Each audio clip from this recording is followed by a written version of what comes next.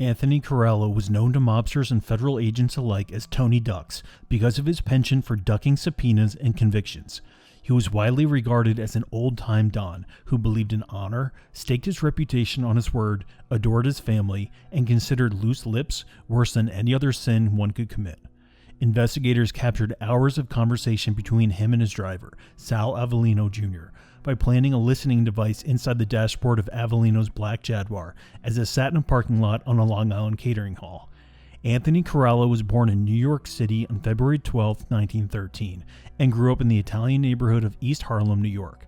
Corallo was known to be a quiet, unassuming man who enjoyed gardening, opera, and pasta.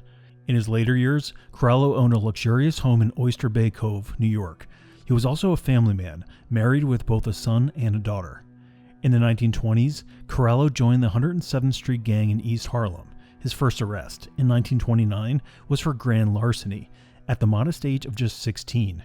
However, he was not convicted of the charge. By 1935, Corallo had become a member of the Gagliano family.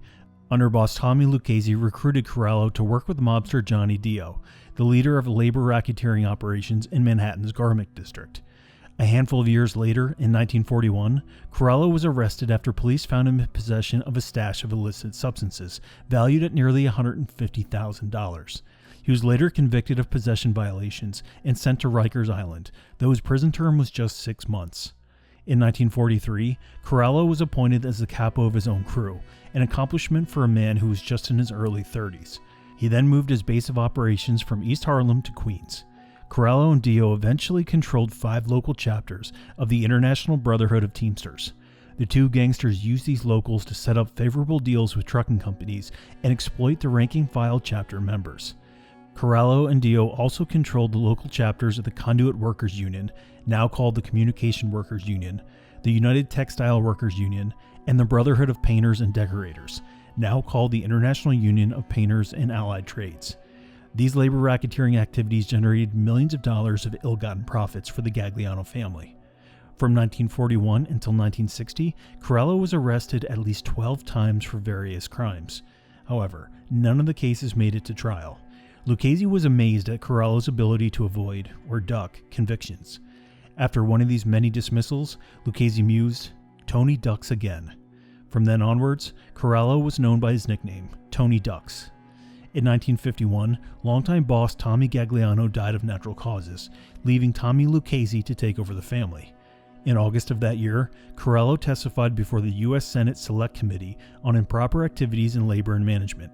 The senators wanted Corallo to explain the theft of $70,000 from the Teamsters Union, Local 239, by using the names of dead mob members. Like many other mobsters, Corallo refused to answer any questions. He pleaded the Fifth Amendment 120 times during his 2-hour interrogation. On December 7, 1961, Corallo was indicted on charges of trying to bribe a New York Supreme Court justice and a former U.S. attorney. Corallo wanted them to drop a bankruptcy fraud case against one of his associates.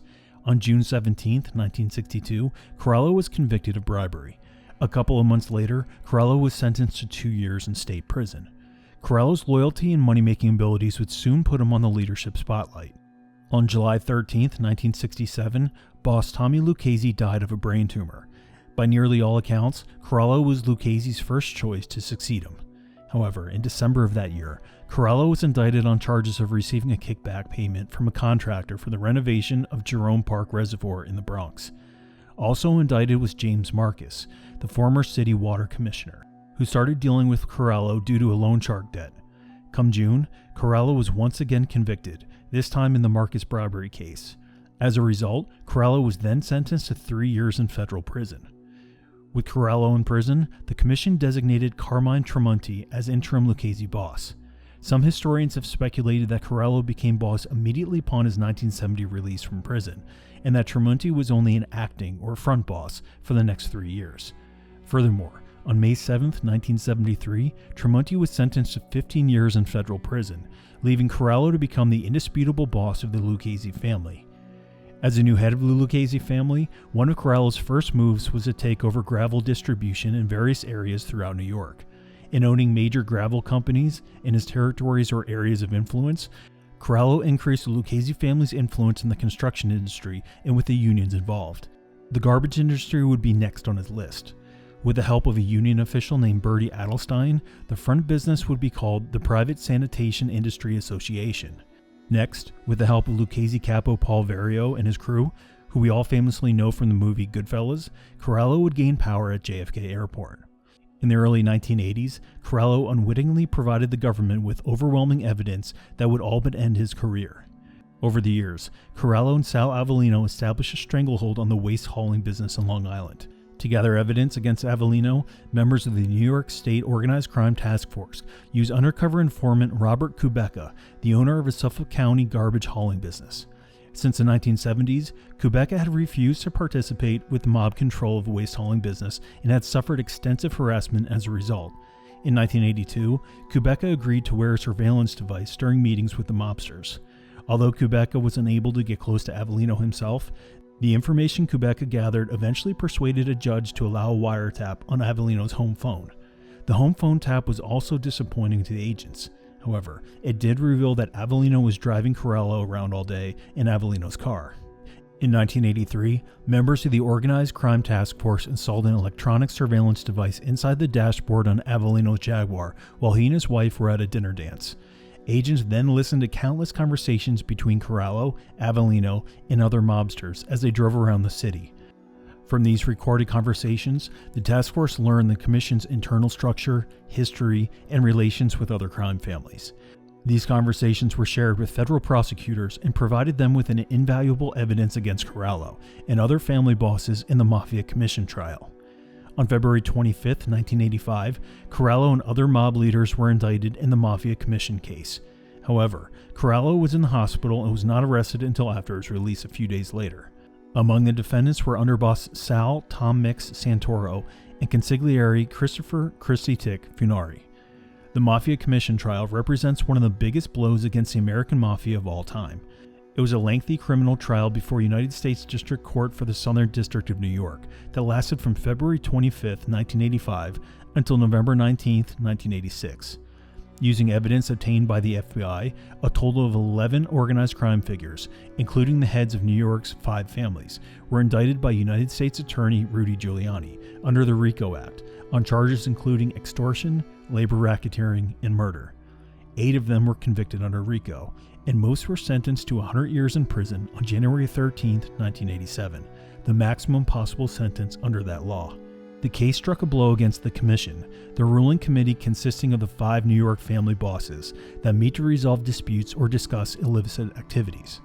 Time magazine called the trial, quote, the case of cases, and said it likely represents, quote, the most significant assault on the infrastructure of organized crime since the high command of the Chicago Mafia was swept away in 1943, and quoted Giuliani's stated intention, our approach is to wipe out the 5 families.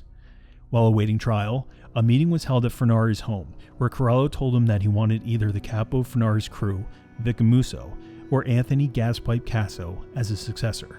Funari, Amuso, and Casso met in a separate room, and ultimately it was decided that Amuso would take the mantle. Though Corallo reportedly preferred Casso, he agreed to make Amuso acting boss later that year, and it was understood he would formally become boss when Corallo, Santoro, and Funari were expected to be convicted and sent to prison. On November 19, 1986, Corallo and the other defendants were convicted of all racketeering charges. On January 13, 1987, Corallo was sentenced to 100 years in prison and fined $240,000. Corallo served his term, which was effectively a life sentence, until August 23, 2000, when he died of natural causes at the Federal Medical Center for Prisoners in Springfield, Missouri. Thanks for watching. If you enjoyed this video and want to see more of our Mafia TV series, please like and subscribe. Until next time, forget about it.